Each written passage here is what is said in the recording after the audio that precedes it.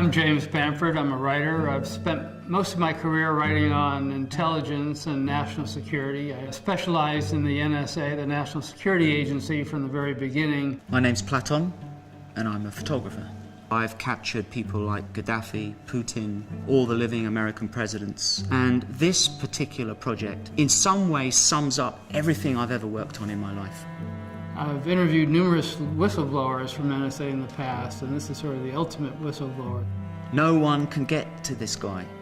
This guy is probably one of the most wanted people on the planet. And there was never a moment when we knew it's going to work out.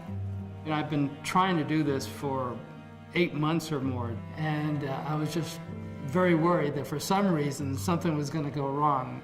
I remember just keep looking at my watch, and then suddenly there's the quietest tap on the door, and this small frame elegantly just seeps through the door. He shakes our hand and says, "Hi, I'm Ed."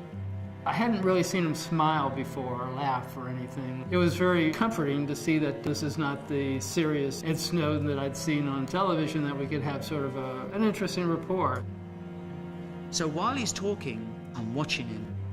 He's gentle, he's quiet, and yet there's a weird power to this guy.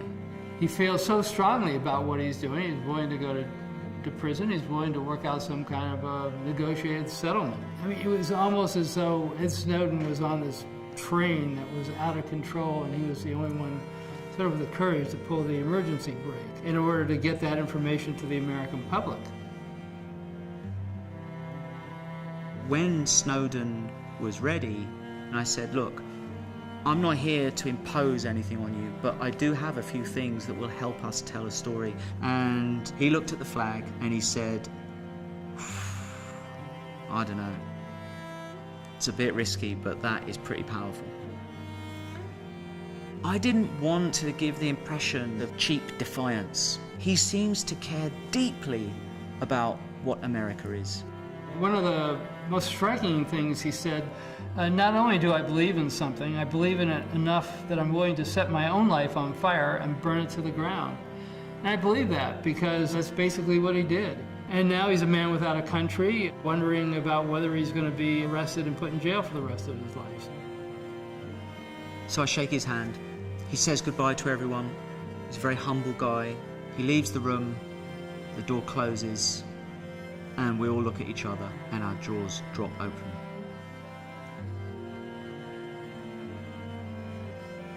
I spent, I think, more time with Ed Snowden than anybody else has spent. I think what it gave me was a better insight into Ed Snowden than people had seen before, and that insight was how dedicated and sincere he was.